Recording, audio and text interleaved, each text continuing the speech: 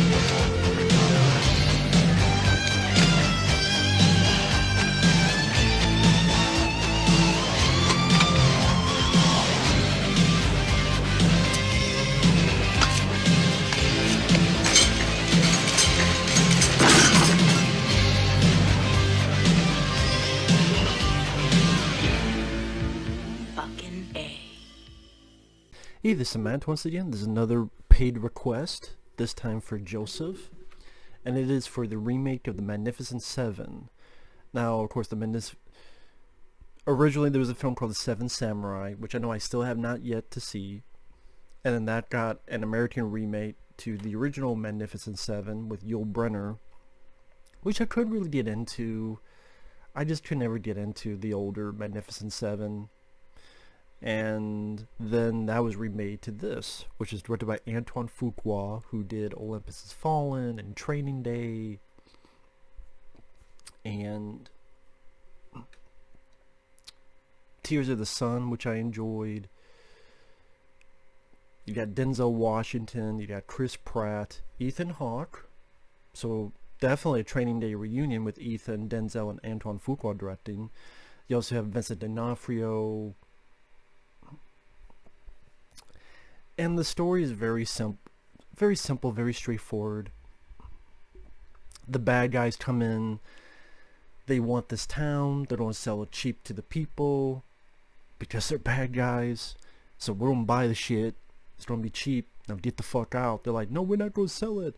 So they burn their church down, they kill this guy who talked smack, they leave.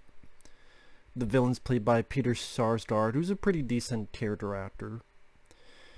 And so the widow of the guy who gets killed and some townsfolk, they try to get help. And then they find help. They find Denzel Washington, who's kind of a lawman. And the viewer, get to see him take care of some business in a bar. We got Chris Pratt, who's a gambler, who also likes to do these little card magic tricks. That was a fun little bit. And then they get more help. They get this Mexican man who's a wanted man. They get this Asian guy. He's the guy who plays Storm Shadow in the G.I. Joe films. He's very fast with knives. They get a guy Denzel used to know, played by Ethan Hawke, who is this former soldier who he has a little bit of PTSD, so he's not sure about shooting guns as of late. They get Vincent D'Onofrio, who's his mountain man, which he has a very fun introduction because these two people think they killed the guy, and then all of a sudden this axe just comes in, hits a guy in the chest. And then Vincent D'Onofrio's performance, he plays the character with a little bit of a higher pitched voice that I normally have heard with Vincent. He was fun. And then then there's a Comanche Native American who decides to join up. And then pretty much we get to see them in a really cool action scene to showcase how these seven will work. And then they help the townsfolk plan for this big battle.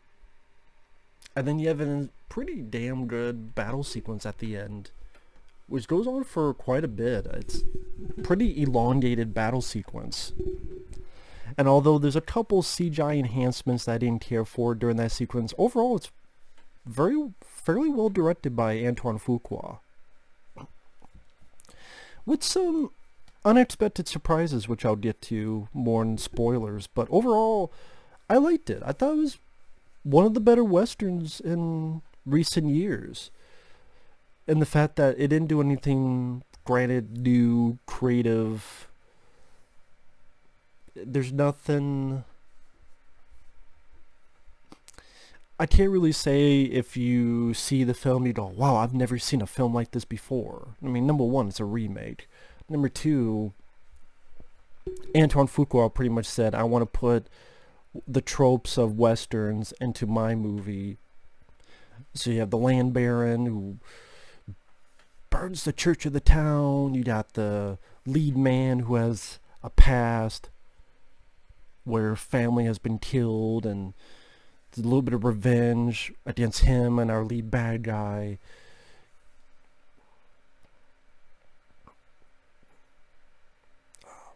You have a Gatling gun that gets into place, which reminded me a little bit of Young Guns, although I would put Young Guns above this. Because I remember at the end of Young Guns, you had a moment where they bring in the Gatling gun and kill Terry O'Quinn's character. I think it's Terry O'Quinn.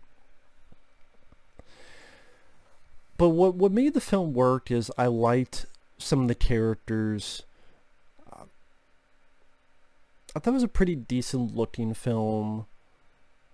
Definitely more of a Hollywood Western, I guess the better way to put it. I guess maybe people think that they're going to get the dark, gritty... It's not going to be a violent Western like Django Unchained or a gritty spaghetti Western, but a little bit more of an old school Hollywood Western.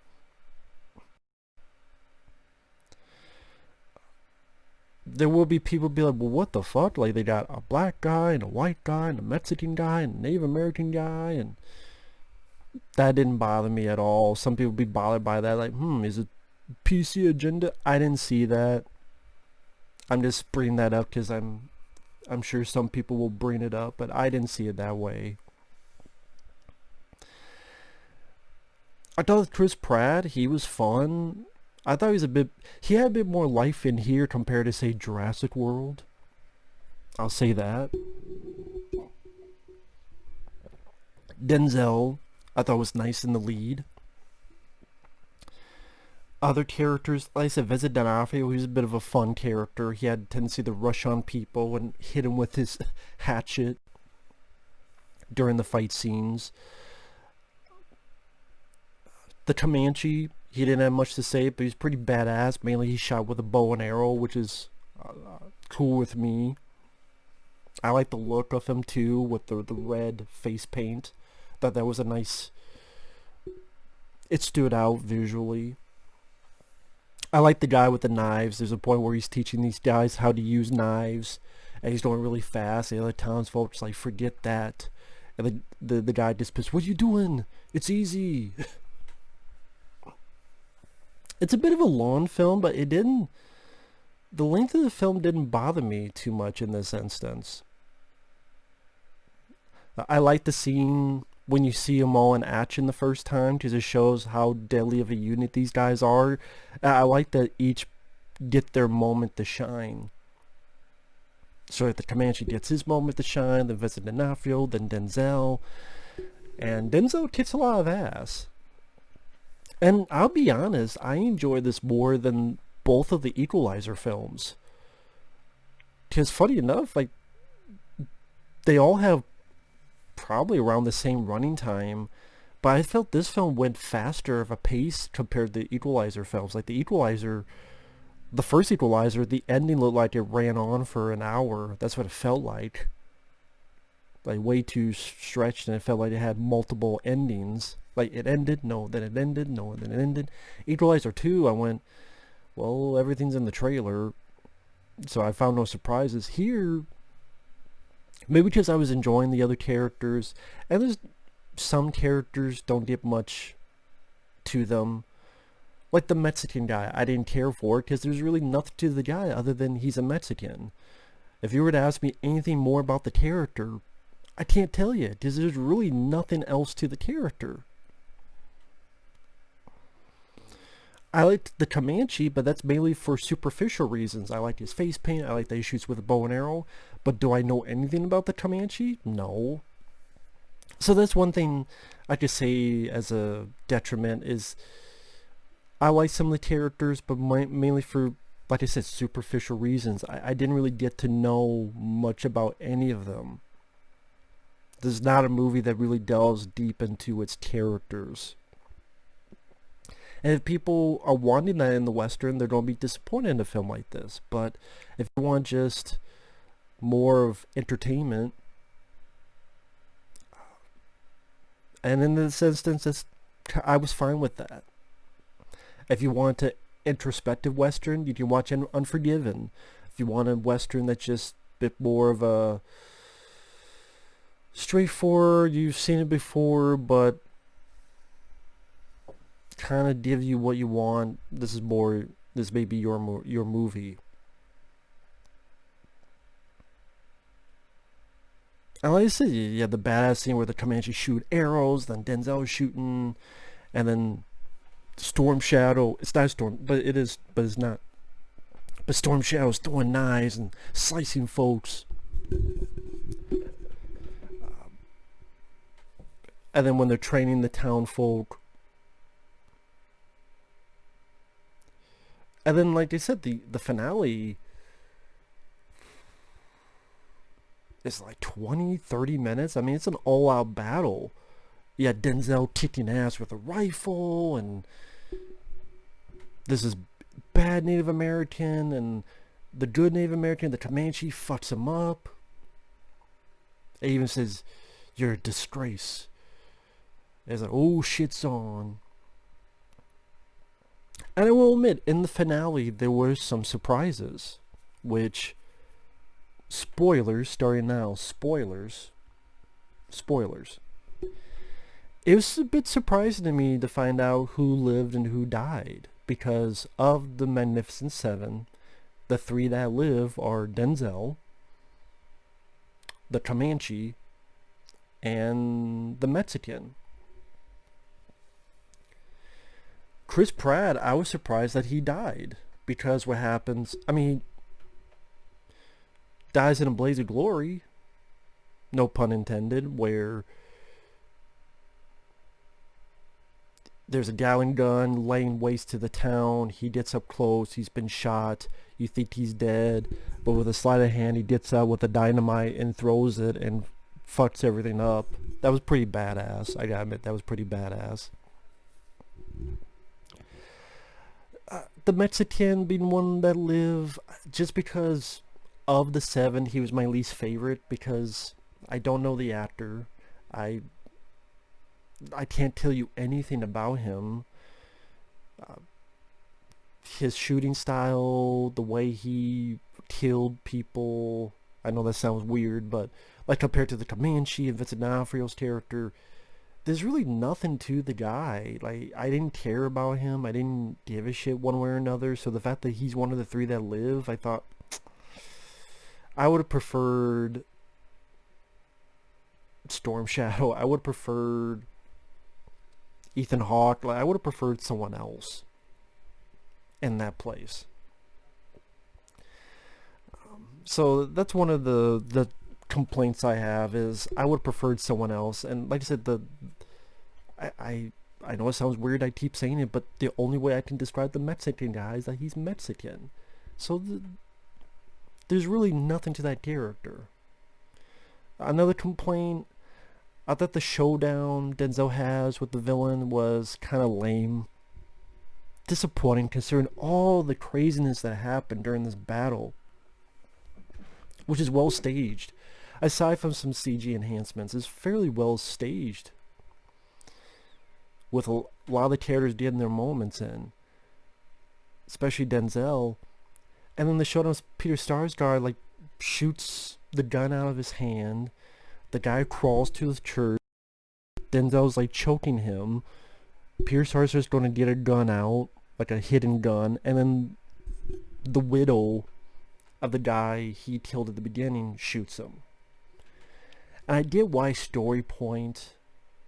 Like, okay, that woman wanted revenge for the death of her husband.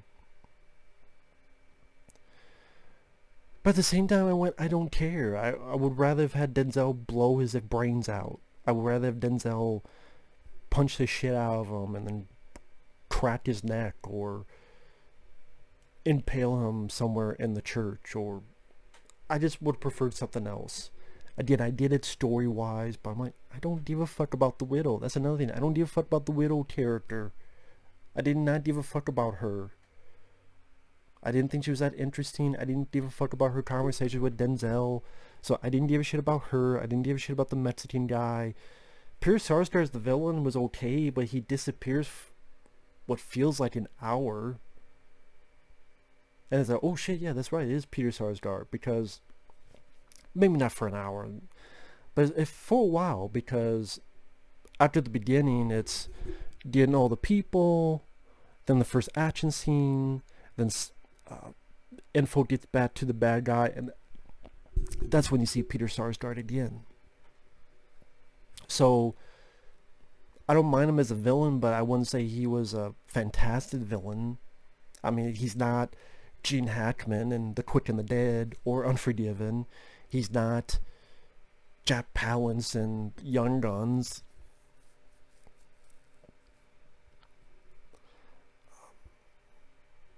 He's okay, but again, I didn't really feel a strong... what's the word I'm looking for? A strong connection to the villain. An impact of the villain. The actor did fine, but if you're to give me a list of great villains in westerns, he would not be on the list. I'll take a more fucking The Lone Ranger, that piece of shit movie. And I think that's what I'm thinking about with recent westerns. I looked at The Lone Ranger, and that movie sucked ass. I'd rather watch this than The Lone Ranger. So the villain, either maybe a bit more screen time with the villain would have helped. Maybe a bit more to that ending finale with the villain would have helped, because the villain pretty much is standing on a horse away from the action, just watching. And then when everything's over, then he comes in with his horse. So maybe some involvement, or just more running time, or maybe, I did Peter Sarsgaard was fine, but maybe another actor, like a James Woods or something. Maybe that would have been nice. Or... I'm trying to think.